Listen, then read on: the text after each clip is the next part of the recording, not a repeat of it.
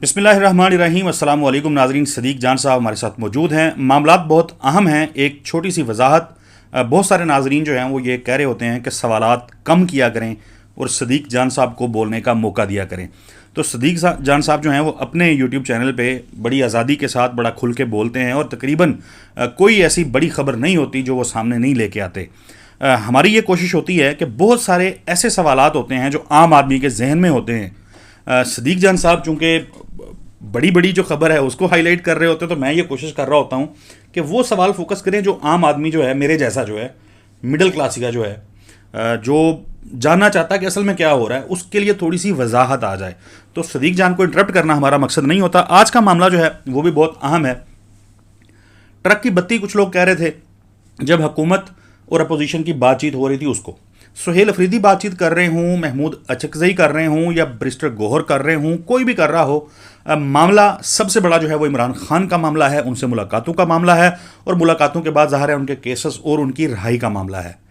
एक लाइन आज ड्रा हुई है सदीक जान साहब। महमूद अचकज़ई साहब ने एक सख्त तकरीर करने के बाद अयाज सादिक ने भी उनके बारे में बड़े सख्त किस्म के रिमार्क्स, ऑब्जर्वेशंस जो हैं वो वहाँ से दी एज स्पीकर।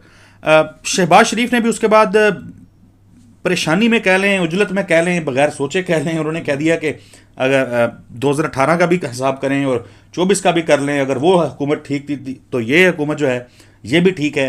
लोग इसको कह रहे हैं कि ये एक बड़ा एतराफ़ भी उन्होंने कर लिया है।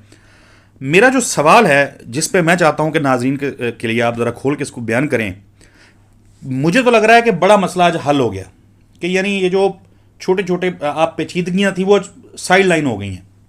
क्लैरिटी हो गई है कि अब प्यार मोहब्बत से हुकूमत के साथ कम से कम वो जो एक 6-8 महीने से चल रहा था मामला, अब वो ख़त्म हो गया है। अब बस एक ही तरीका है, मज़ाहमत मज़ाहमत मज़ाहमत, लड़ाई लड़ाई लड़ाई या तसादम, जिस तरह आप अक्सर कह रहे होते हैं, उसका ख़तरा है। इमरान रियाज साहब ने भी इस पर बात की है। उन्होंने भी कहा है कि जुलाई में पाकिस्तान तहरीक इंसाफ को बड़ा एहतजाज जो है वो कर सकती है। एक एडिशनल और आखिरी चीज़ ले लीजिए कि सुहेल अफरीदी साहब जो है बजट पास उन्होंने करवा लिया, यानी ज़ाहिर हो गया, पास हो जाएगा। तो क्या उनकी मुलाकात के इम्कानात अभी भी मौजूद हैं?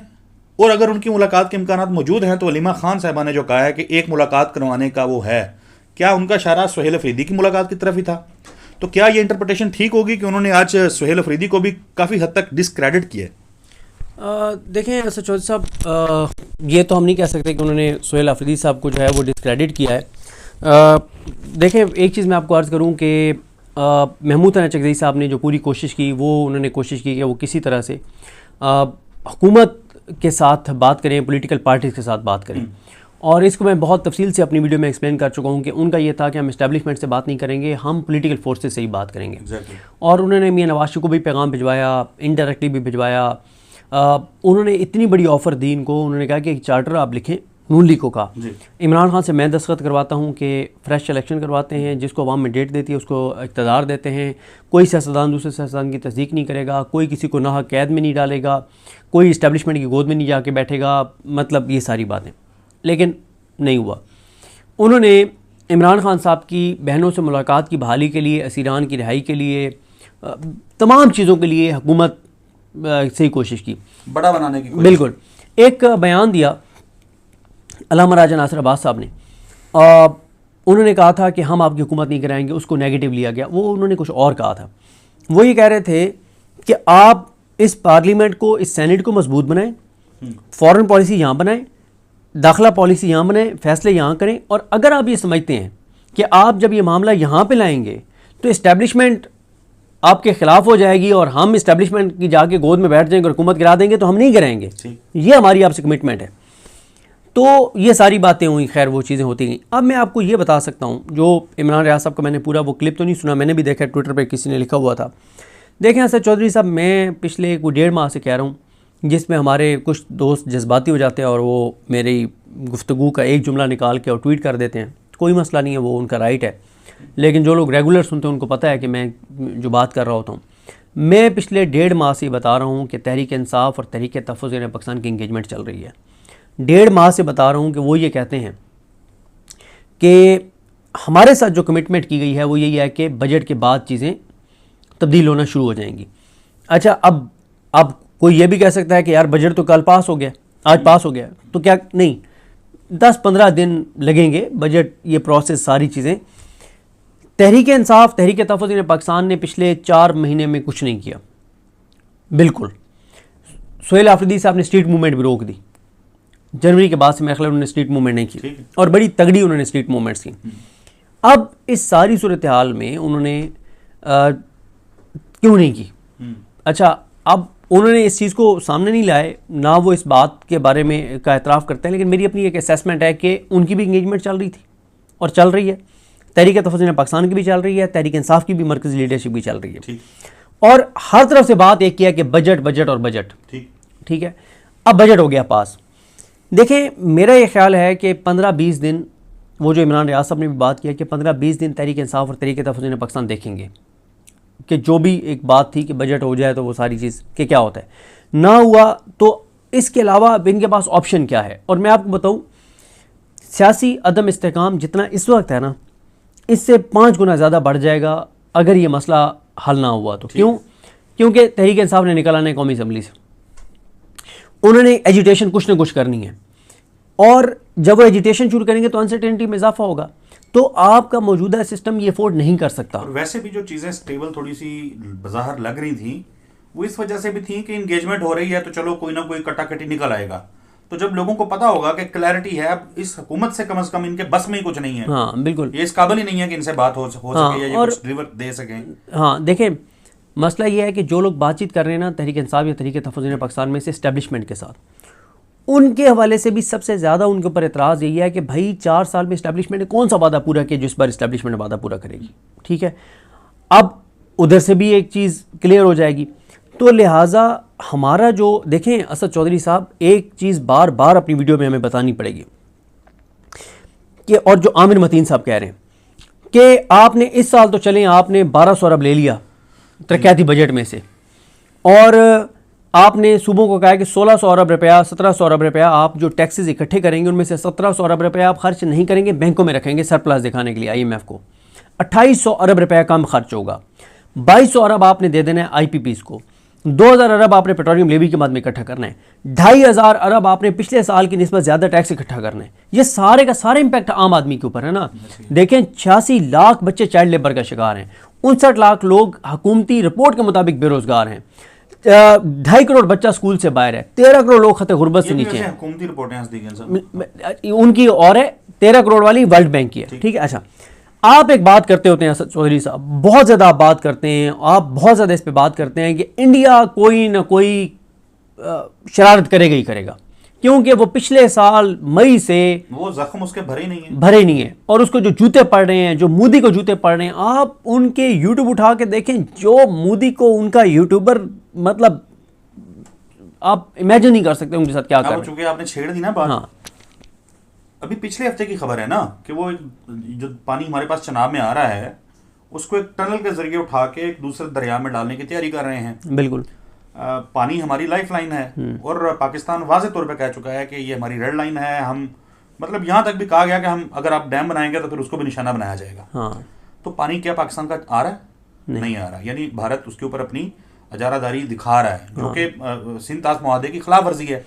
तो पाकिस्तान के पास जो 2-4 कानूनी ऑप्शंस हैं पाकिस्तान देखेगा, उसके बाद अवाम के सामने जो इक़्तिदार में लोग बैठे हैं, जो ताकत के सरचश्मा है जहाँ पे, वो उनको जवाब दे तो होना पड़ेगा। तो क्राइसिस की तरफ आप जाएंगे, मैं जो बात कर रहा हूँ वो ये। और दूसरा, सिर्फ अगेन मैं शुरू हो गया, जो इतनी लार्ज स्केल लेवल के ऊपर भारतीय हुकूमत असला परचेज कर रही है, वो किस लिए कर रही है? बिल्कुल ऐसी है। आप जो पाकिस्तान में अभी ड्रोन्स मार के गिराए गए हैं, इसराइली साख्ता वो ड्रोन्स हैं जो अफगानिस्तान से आए, तो आज जरा इसको दिमाग में रखें ना। तो क्योंकि हम तो लगे हुए हैं आजकल, वो ईरान दी डील हो गई, वो असी इंज करता, ठीक है, बहुत अच्छा हो गया, आज वो आए भी हुए थे ईरानी सदर, लेकिन जो असल मसला है ना जहाँ पे, उस तरफ हमारा फोकस अभी नहीं है। तो मैं इसलिए ये बात करता हूँ। आप बिल्कुल ठीक कह रहे हैं कि भाईजान, बात यह है कि आप मेरी इतला एक और है कि 30 जून को पाकिस्तान एक बड़ा इवेंट भी करने जा रहा है सिंध ताज मुआहदे के हवाले से, ठीक है। और वो जो आप बात कर रहे हैं कि अब मोमेंटम हमने बनाना है, पाकिस्तान ने, चीज़ें नहीं चल सकती इस तरह से पानी के बगैर, ठीक है। अब जो अफगानिस्तान की आप बात पहले कर चुके हैं, सिक्योरिटी की सिचुएशन पाकिस्तान के अंदर देख लें, इस वक्त एफोर्ड सिस्टम नहीं कर सकता कि अनसर्टेनिटी में और इजाफा हो, ठीक है, क्योंकि इस वक्त भी आपका अगर मगर के साथ आपके पूरा साल गुजरना है। अच्छा, आप पूरा साल गुजार भी लें, आपको पता है कि अगले एक साल अगर ये हुकूमत रही तो अगले साल की जो रिपोर्ट होगी वो इससे ज़्यादा भयानक होगी जो इस वक्त है। ठीक है, आपने टारगेट सेट किया SIFC ने कि $60 अरब हम लाएंगे 5 साल में बैरूनी सरमायाकारी, $12 अरब पर ईयर, और हालात ये हैं कि आप जो है वो $1.2 अरब पे आ गए, $2 अरब सालाना से। आपका ये जो था, आपने कहा कि हाँ आप एक्सपोर्ट $60 अरब पे लेके जाएंगे, आपकी पहले से ज़्यादा गिर गई हैं। एक चीज़ और है, एज ए पाकिस्तानी हम इसलिए भी, यानी हमारे खुश होने की 3 वजूहात हैं ना ईरान के मामले में। एक ये कि एज ए मुसलमान हमें खुशी है कि अल्लाह ताला ने मुसलमानों को फतह दी है, सुरखरूख किया है, एक मुसलमानों आपस में नहीं लड़े। हाँ, एक खुशी की यह है कि पाकिस्तान की ज़ाहिर तारीफ हो रही है इंटरनेशनली, ठीक है। तीसरी जो एक ये था कि यार अब हम ईरान से तेल ले लेंगे। मैं आज BBC की स्टोरी पढ़ रहा था, अली परवेज़ मलिक साहब का बयान, उसके मुताबिक तो भाईजान कोई कहानी नहीं है। और उसकी वजह क्या है, जिनसे हम लेते हैं उनको भी हम नहीं छोड़ सकते, ठीक है। वो ये बात पहले भी हुई थी, जो अब हमने रिसेंटली हाँ जी US से परचेजिंग शुरू की थी ऑयल की, हाँ जी, वो इसलिए शुरू की थी क्योंकि ट्रेड डेफिसिट हमारा उनके साथ बहुत ज़्यादा था। तो फिर हम थोड़ा सा, हालांकि कुछ डॉलर्स जो है वो महंगा पड़ रहा था, लेकिन हम वहाँ से ले रहे हैं ताकि वो बराबर हो। हाँ ठीक है, मतलब आप अमेरिका से ले रहे हैं, आप ईरान से नहीं ले सकते। और आप मतलब देखें असद चौधरी साहब, अब मैं दोबारा उस बात को दोहराऊंगा कि जितने लोगों की भी बातचीत हो रही थी वो सब ये कहते थे कि बजट के बाद, और जब हम उनसे पूछते थे कि बजट के बाद कब तक, तो कहते थे जुलाई के एंड में चीज़ें क्लियर हो जाएंगी।